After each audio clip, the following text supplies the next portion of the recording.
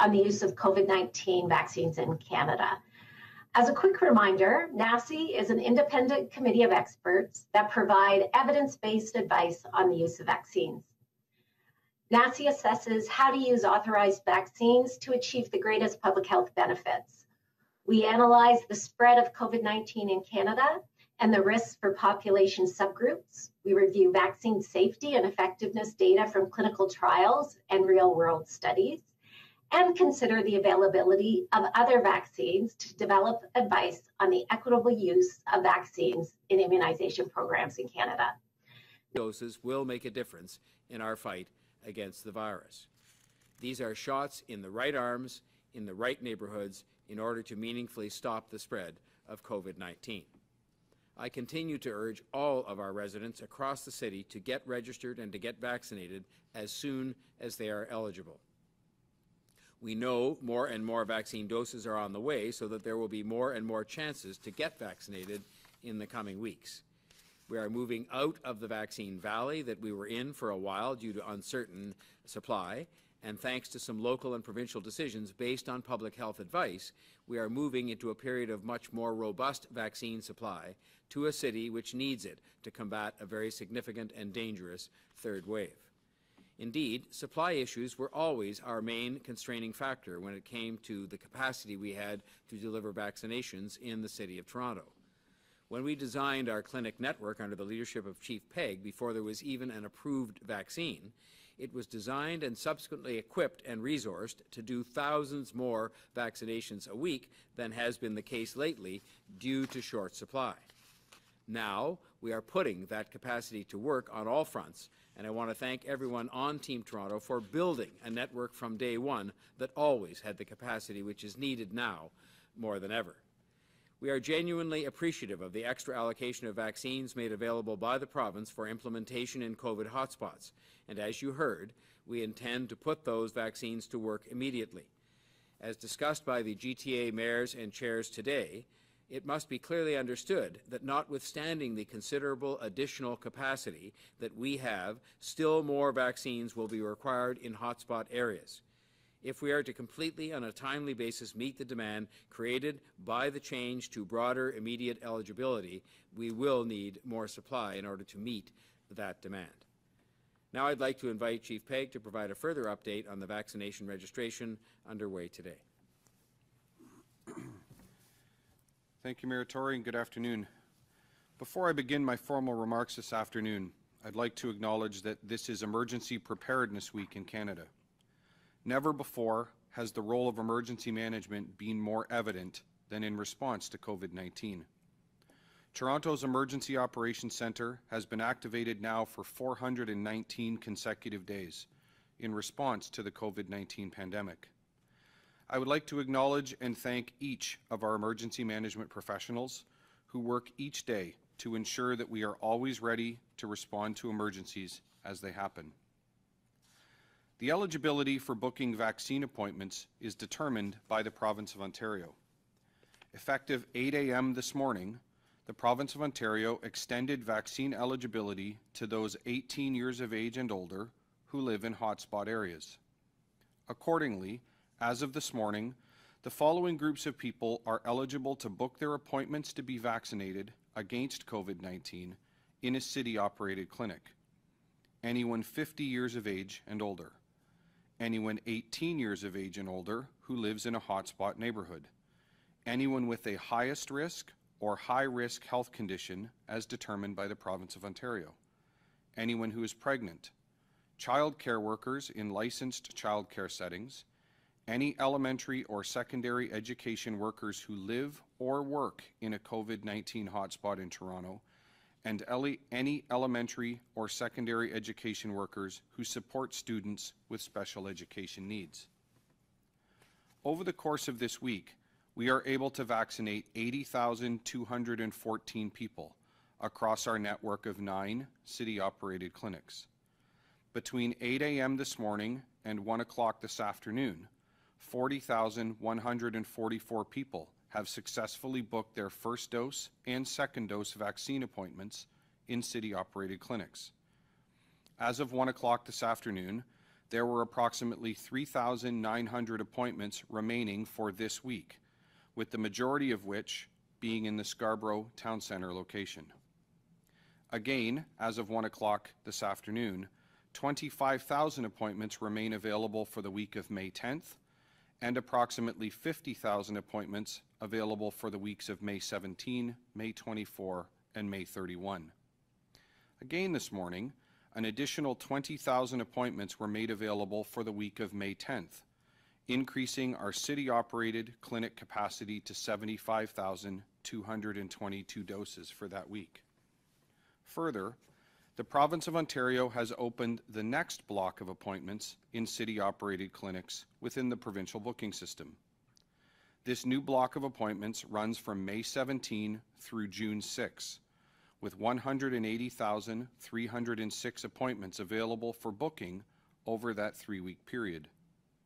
In total, between May 3rd and June 6th, there are 332,502 first dose vaccine appointments available in our city-operated clinics. The number of appointments that are made available corresponds directly with the number of doses of vaccine that are available to be administered.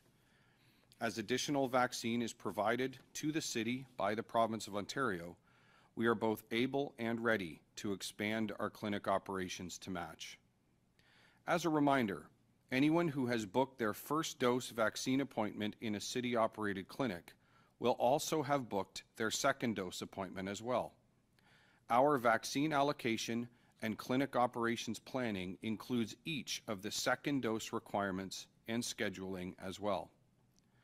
Finally, I remind everyone that in Toronto, we allocate any unused doses of vaccine resulting from cancelled or missed appointments in city-operated vaccine clinics directly to our hospital and Ontario Health Team partners. The provincial booking system does not include standby or waitlist functionality.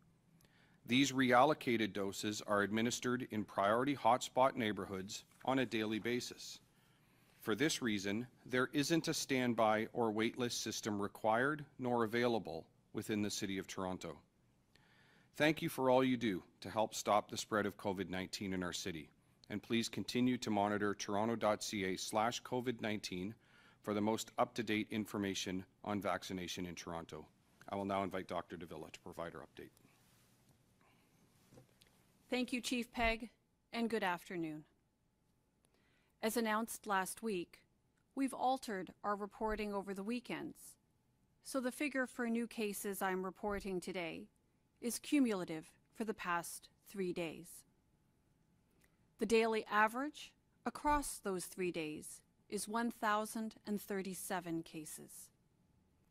The cumulative total for the 3-day period is 3,111. As of today, 1,142 people are in the hospital. 272 people are in the ICU. And I'm saddened to report 31 deaths during the past 3 days. We are on the verge of a significant expansion of vaccine access in Toronto. The mobile sprint strategy, which the Mayor referred to, is making an important difference, and the pop-up clinic campaigns were vital to it. Nothing matters more than people coming out for vaccination. So thank you. Le vaccin contre la COVID sera disponible sous peu au Canada. Le CCNI émet ses recommandations aujourd'hui. Le vaccin de Janssen est un vaccin vecteur viral à dose unique qui peut être conservé et transporté à des températures de réfrigération habituelles. Lors des essais cliniques, le vaccin Janssen à dose unique s'est avéré efficace à 67% dans la prévention d'une infection à la COVID-19 symptomatique, modérée à sévère, dans tous les groupes d'âge, au moins 2 semaines après l'administration du vaccin. Le vaccin a également été très efficace dans la prévention des maladies graves et des hospitalisations. De plus, des données préliminaires suggèrent que le vaccin offre une protection contre le variant préoccupant B1351, signalé pour la première fois en Afrique du Sud, et contre le variant d'intérêt P2, signalé pour la première fois au Brésil. il n'y a actuellement aucune donnée sur le variant préoccupant P1, qui lui aussi a émergé au Brésil. Comme pour le vaccin d'AstraZeneca, des cas confirmés de thrombocytopénie thrombotique immunitaire induite par le vaccin ont été observés après l'administration du vaccin Janssen. En date du 23 avril, 17 cas ont été confirmés suite à l'administration de plus de 8 millions de doses du vaccin Janssen aux États-Unis. Le Advisory Committee on Immunization Practices, l'équivalent américain du CCNI, a tenu des réunions d'urgence pour examiner ce signal de sécurité et a conclu que les avantages du vaccin Janssen l'emportaient sur les risques. Comme pour le vaccin d'AstraZeneca, le CCNI a évalué les avantages du vaccin Janssen à diminuer les hospitalisations aux soins intensifs et les décès causés par la COVID-19 contre le risque de développer une cible. Présentement, compte tenu des données actuelles, le CCNI recommande de proposer le vaccin Janssen, comme celui d'AstraZeneca, aux personnes âgées de 30 ans et plus, sans contre-indication, si la personne préfère être vaccinée plus rapidement plutôt que d'attendre un vaccin à ARN messager et si les avantages l'emportent sur les risques.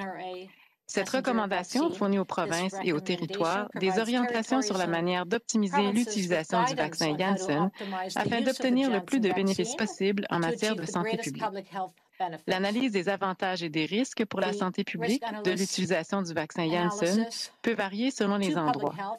Les provinces et les territoires se doivent donc d'adapter le seuil d'âge recommandé par le CCNI en fonction de leur situation particulière, notamment l'épidémiologie locale de la COVID-19, l'approvisionnement en vaccins, la logistique, ainsi que les considérations relatives à l'équité.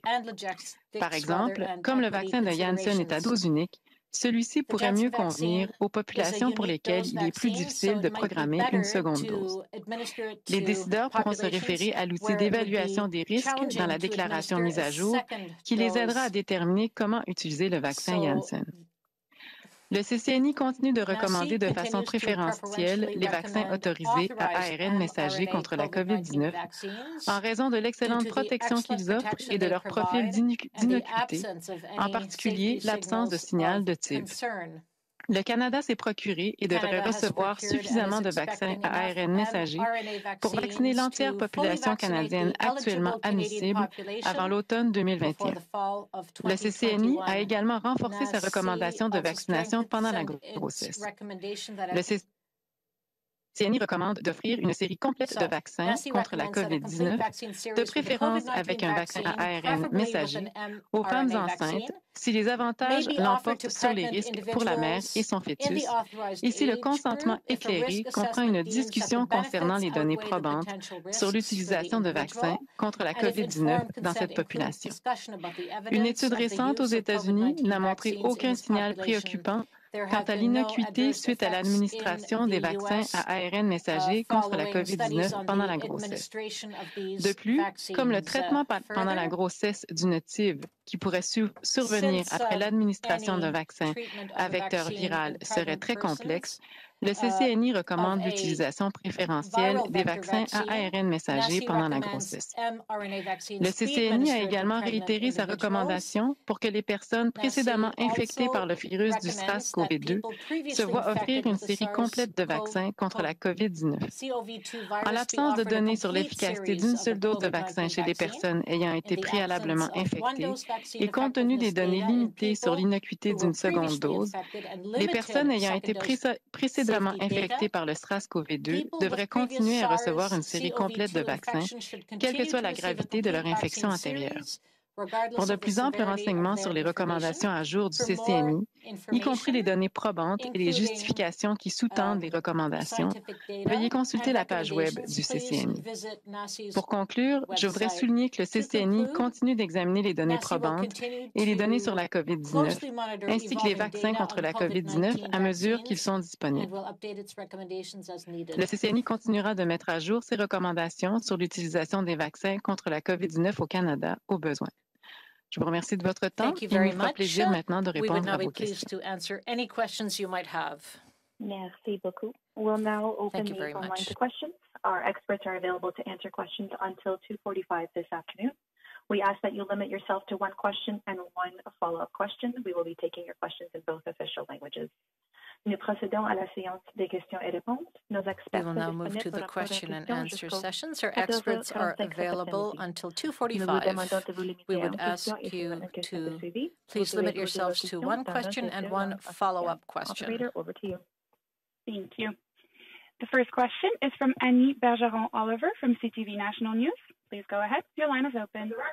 Hi, doctor. Thank you very much for taking my question. A few weeks ago, NACI suggested that mRNA vaccines were superior to AstraZeneca. Now the same recommendation is being made for Johnson & Johnson. With a plentiful supply of mRNA vaccines, based on your recommendation, why should anyone take the Johnson & Johnson vaccine? Thank you for the question. Depending on how vaccines are being rolled out, some people will need to wait for an mRNA vaccine. That is why NACI has stressed that basically for an individual to choose to be vaccinated with either AstraZeneca or Janssen, they need to make an informed choice as to whether they would prefer to get vaccinated sooner with a Janssen or AstraZeneca vaccine, or wait to receive the mRNA vaccine. And that would be an individual choice. They know that their risk tolerance for an adverse event, and also know their personal situation, how much they may be able to protect themselves using public health measures. And those are all issues that would need to be taken into account when one decides whether to be vaccinated earlier with another vaccine. Yeah, it's Dr. New. Maybe I can add to what Dr. Deeks said from a sort of a provincial, maybe public health perspective. As you know, in many parts of the country, we're in the middle of a third wave, and there's lots of cases, and there's admissions to the ICU, and obviously, unfortunately, deaths as well. And so, if you look at it, all of the 4 approved vaccines in Canada, including the Janssen vaccine, have been shown through the trials to be effective in preventing serious consequences, serious illness, and death. And so I think that's something that's taken into account by the provincial programs. So you're right, there's lots of issues at play, but at the end of the day, it's another tool in the toolbox. Provinces now have, in a sense, 4 vaccines at their disposal, and certainly taking all that into account, they will obviously use, I think, each of the vaccines to their best advantage in terms of offering it to their populations at risk, take into account factors like the local epidemiology in different parts of their individual provinces and territories. But as Dr. Deeks said as well, at the end of the day, it's also an issue of informed consent that the vaccines offered to individuals, certainly from a provincial perspective, I think is taken into account in terms of offering the best vaccines to individuals, but the individuals themselves have to make an informed choice by having the information in front of them in terms of the risks and benefits. And as a follow-up, it's just that your recommendation seems to be telling people to take Johnson & Johnson only if they don't want to wait for an mRNA vaccine. Does that not go against all the advice Canadians have been hearing time and time again to take the first vaccine available to them, that the first one you're eligible for is the best vaccine? And who do you believe should be prioritized for this? So when the recommendations have evolved, when we first provided recommendations again for COVID vaccines in Canada, we did not know about the vaccine safety signal. Now there's been a vaccine safety signal, and we've modified the recommendations accordingly. This adverse event is very rare. But we don't know that we're still learning more about it, and we don't know how common it is. Initially, we thought it was about 1 in a million. As more data has become available, now it's still very rare, but now it looks like it's closer to about 1 in 100,000. And that is why we've modified our recommendations and made changes as we learn more information. As Dr. New said, in terms of the risk benefit, that is very much dependent on where one lives and the type of activity one does where one lives.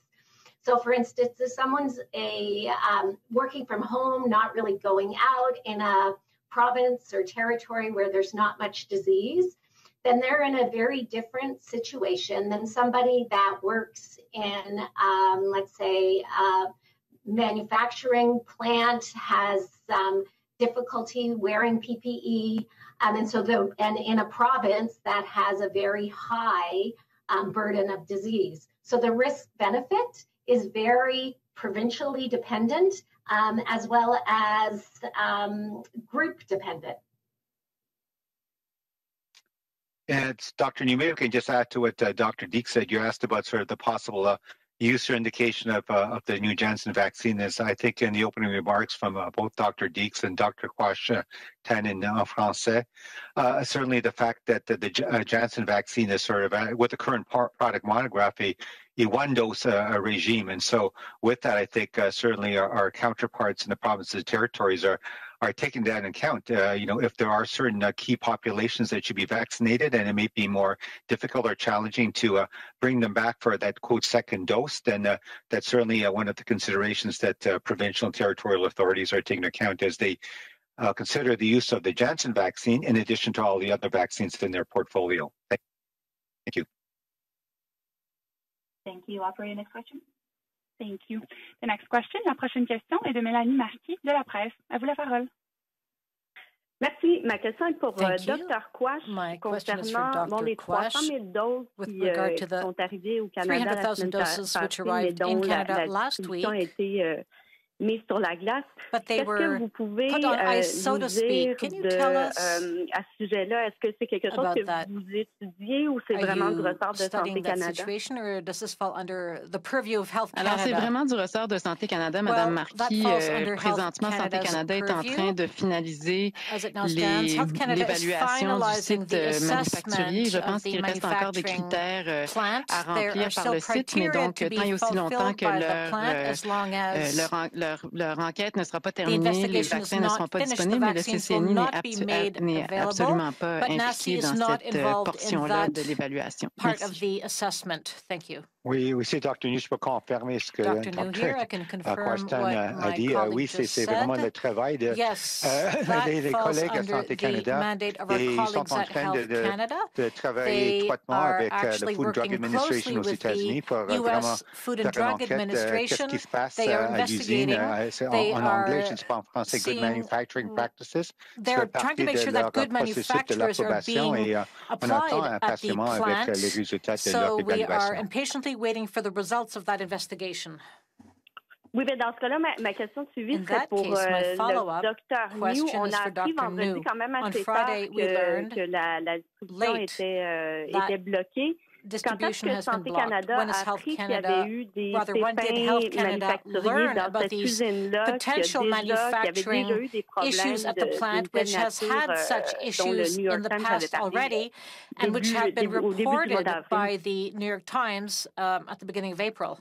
Moi, je ne peux pas parler sur les détails. Si vous parlez d'une date exacte, moi, je ne suis pas au courant avec une date exacte, mais ce que je comprends à Santé Canada, avant, avec les renseignements, c'était pas clair que peut-être que les doses de Janssen, le vaccin de Janssen, peut-être impliqué avec un problème à l'usine. Et maintenant, on sait que peut-être un ingrédient, on peut dire, pour le vaccin.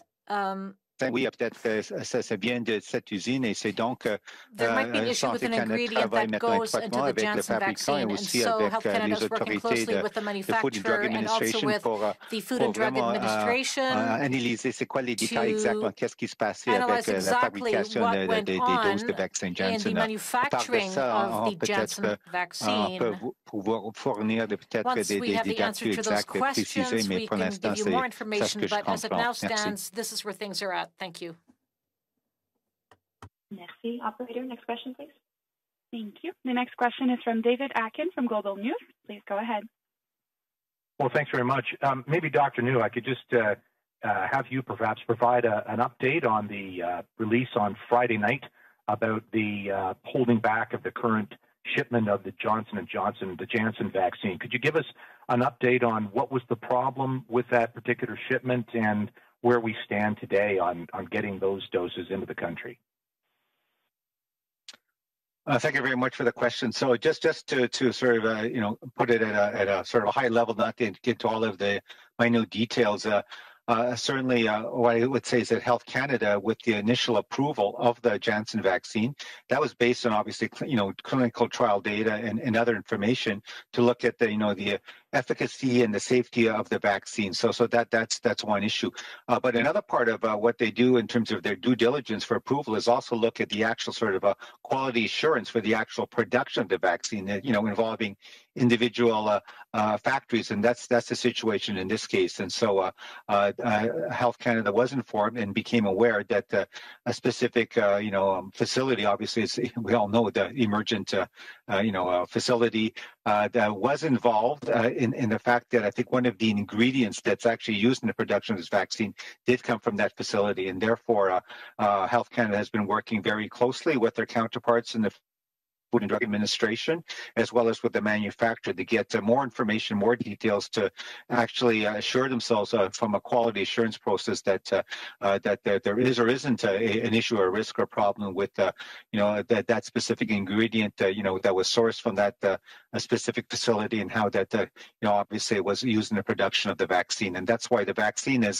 sort of in a holding pattern. It's certainly sort of being held in freezers in good condition, and until obviously Health Canada does its due diligence. And I can't give a timeline. I would leave that to Health Canada, but I think I think we can all appreciate they want to do a good, thorough job as quickly as possible. That if there is not a problem, that they can obviously release the vaccine to be distributed as soon as possible. Thank you. Thanks for that. And follow-up, I guess, for Dr. Deeks and for NACI. There isn't any changes today about dose intervals. And I'm wondering, though, if this is an area of discussion right now for NACI, given that just not a couple hours ago, the president of the Canadian Cardiology Society was in front of the Health Committee, the Commons Health Committee, saying for healthcare workers, other vulnerable workers, a 16-week interval between two mRNA doses does not provide the kind of protection that healthcare workers, in this individual's view, ought to get. I'm wondering if you have some thoughts about, now that we're getting 2 million doses of Pfizer a week for the next 4 weeks, whether or not it is time, in fact, to recommend changing the dose interval back towards something that the manufacturer recommends. Thanks for the question. In terms of the interval, I just want to clarify what we've always indicated up to 4 months. And in fact, I would suggest, given our third wave and what is being experienced across the country, trying to ensure that the majority of Canadians get their first dose fast has actually really kept us in good standing in the third wave. That is still the priority, to ensure that Canadians get a first dose of AstraZeneca vaccine. Or sorry, not AstraZeneca vaccine, of COVID-19 vaccines. In terms of the efficiency with which provinces and territories are rolling this out, as soon as individuals get their first dose, then there would be an ability for second doses. Certain jurisdictions have made some modifications and changes in their policy and are giving certain groups earlier second doses, but those policy decisions are really resting with the provinces and territories. We're on track to have most Canadians receive their first dose in June. And as we said, there's enough mRNA vaccines to receive for Canadians to be fully vaccinated by the fall. Thanks.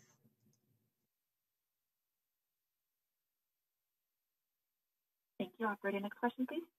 Thank you. La prochaine question est de Catherine Lévesque de la Presse canadienne. À vous la parole.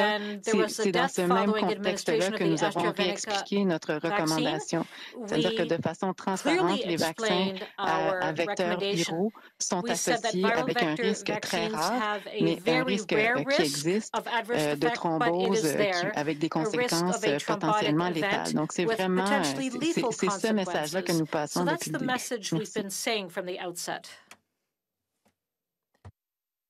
Merci. Operator, next question. Thank you. The next question is from Rafi Vujikanian from CBC News. Please go ahead. Thanks for that. I just want to go back to some of what you have said about mRNA vaccines being the preferential option. Can you just tell us, are you now saying don't take the first vaccine that's offered, wait for the one you want?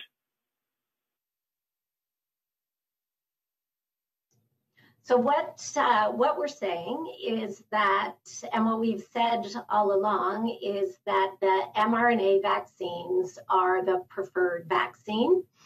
And yet, given the epidemiology, the viral vector vaccines are very effective vaccines, but there is a safety signal, a safety risk, as Dr. Quash-Tan just explained. And the issue with the safety signal is that although it's very rare, it is very serious. And so individuals need to have an informed choice to be vaccinated with the first vaccine that's available or to wait for an mRNA vaccine. They need to be aware that those are the options available to them.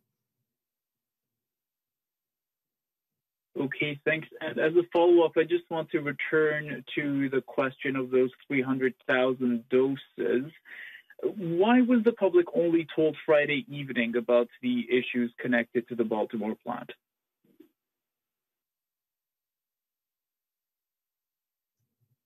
That's a Health Canada issue, so I'll refer that to Dr. New.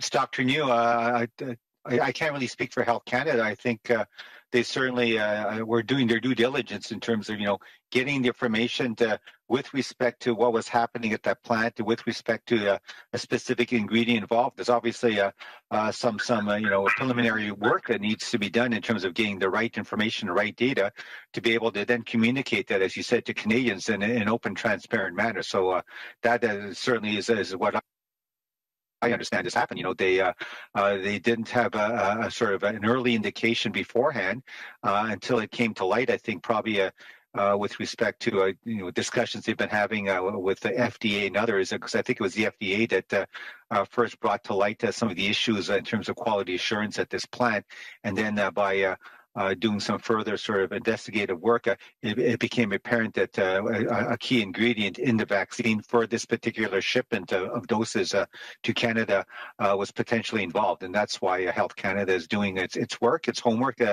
working with the FDA and the manufacturer. And that's why they put out that notice, as you said, on Friday. Thank you. Operator, next question, please. Thank you. The next question is from Mia Rapson from the Canadian Press. Please go ahead.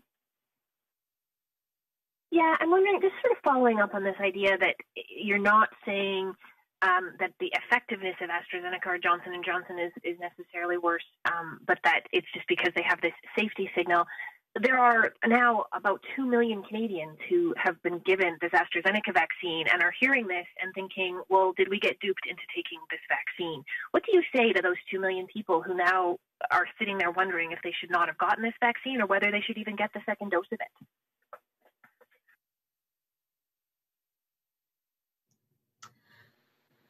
So I would say to them that they have been offered a effective vaccine.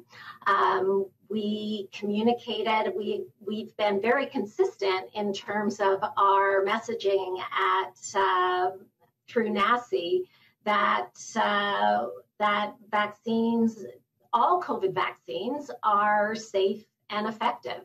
Individuals that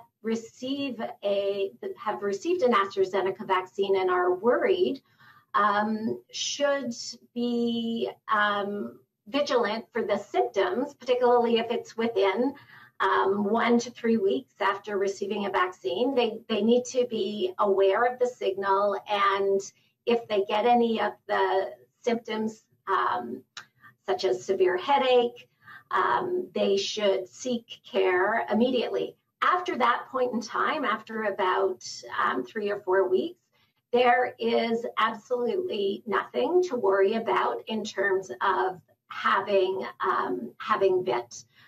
In terms of the second dose, what is happening right now is we as a committee are looking at options for mixed schedules.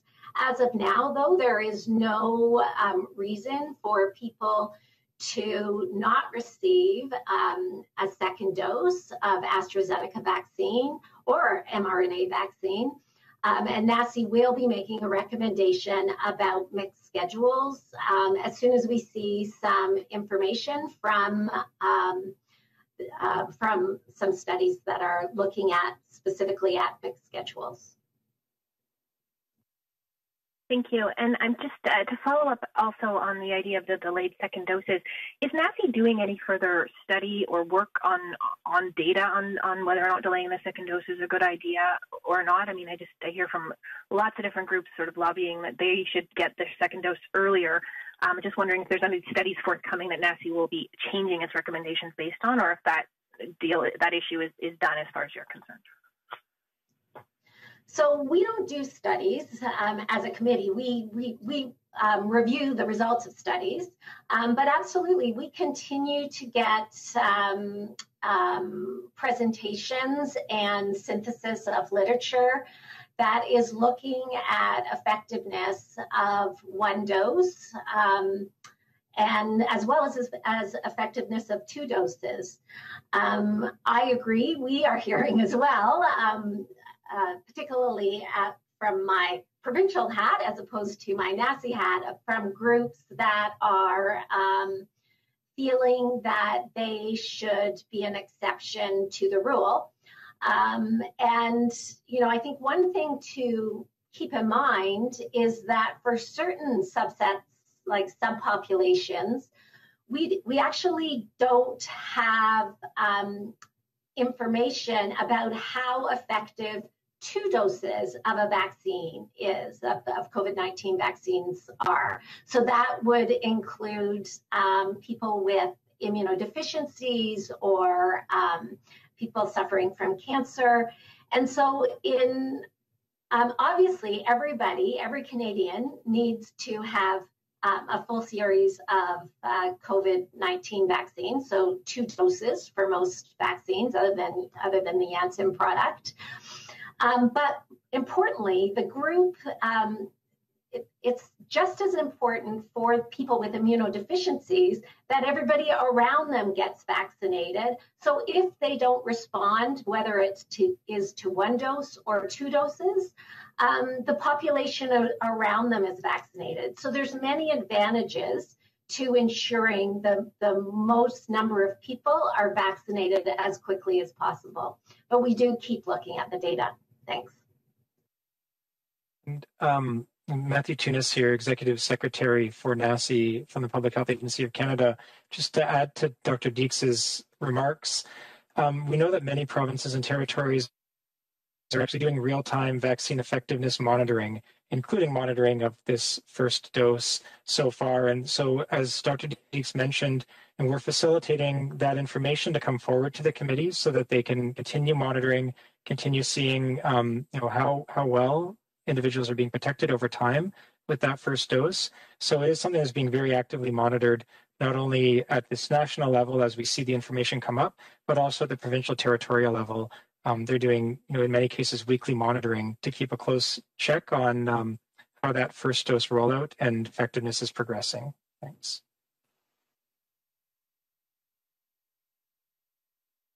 Thank you very much. This is all the time that we have today for today's technical briefing. Any additional questions can be directed to Public Health Agency of Canada Media Relations at 613-957-2983 or by email at hc.media.sc@canada.ca. Merci, la séance est maintenant terminée. Si vous avez d'autres questions, n'hésitez pas à communiquer avec le Bureau de relations avec les médias à l'Agence de la santé publique Canada au 613-957-2983 ou par courriel à hc.media.ac@canada.ca. Merci beaucoup. Thank you. Merci. The conference has now ended. Please